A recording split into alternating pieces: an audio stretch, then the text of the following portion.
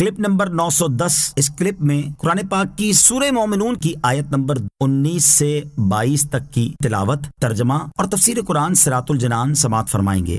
بسم اللہ الرحمن الرحیم۔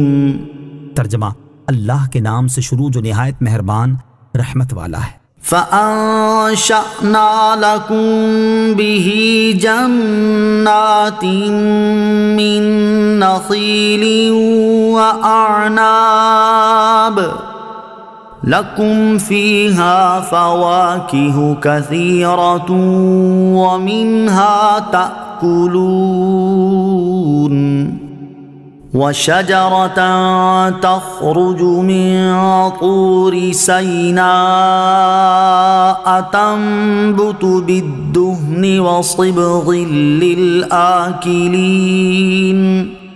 ترجمہ: تو اس پانی سے ہم نے تمہارے لیے کھجوروں اور انگوروں کے باغات پیدا کیے، تمہارے لیے ان باغوں میں بہت سے پھل میوے ہیں اور ان میں سے تم کھاتے ہو، اور ہم نے درخت پیدا کیا جو طور سینا پہاڑ سے نکلتا ہے، تیل اور کھانے والوں کے لیے سالن لے کر اگتا ہے۔ فَأَنشَأْنَا لَكُمْ، تو ہم نے تمہارے لیے پیدا کیے، یعنی جو پانی آسمان سے نازل فرمایا اس سے ہم نے تمہارے لیے کھجوروں اور انگوروں کے باغات پیدا کیے۔ تمہارے لیے ان باغوں میں کھجوروں اور انگوروں کے علاوہ مزید بہت سے پھل میوے ہیں، اور سردی گرمی وغیرہ موسموں میں ان میں سے تم کھاتے ہو اور عیش کرتے ہو۔ وَشَجَرَةً، اور درخت، یعنی اللہ تعالیٰ نے زیتون کا درخت پیدا کیا جو طور سینا نامی پہاڑ سے نکلتا ہے، تیل اور کھانے والوں کے لیے سالن لے کر اگتا ہے۔ یہ اس میں عجیب صفت ہے کہ وہ تیل بھی ہے کہ تیل کے منافع اور فوائد اس سے حاصل کیے جاتے ہیں، جلایا بھی جاتا ہے، دوا کے طریقے پر بھی کام میں لایا جاتا ہے، اور سالن کا کام بھی دیتا ہے کہ تنہا اس سے روٹی کھائی جا سکتی ہے۔ وَإِنَّ لَكُمْ فِي الْأَنْعَامِ لَعِبْرَةً نُسْقِيكُم مِّمَّا فِي بُطُونِهَا وَلَكُمْ فِيهَا مَنَافِعُ كَثِيرَةٌ وَمِنْهَا تَأْكُلُونَ وَعَلَيْهَا وَعَلَى الْفُلْكِ تُحْمَلُونَ۔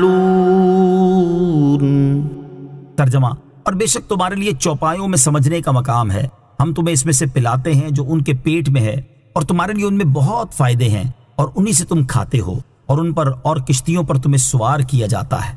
فی الانعام، چوپایوں میں۔ اس آیت میں اللہ تعالیٰ نے حیوانات کے منافع سے اپنی قدرت کاملہ پر استدلال فرمایا ہے، چنانچہ ارشاد فرمایا کہ بے شک تمہارے لیے چوپایوں میں سمجھنے کا مقام ہے جس کے ذریعے تم عبرت حاصل کر سکتے ہو۔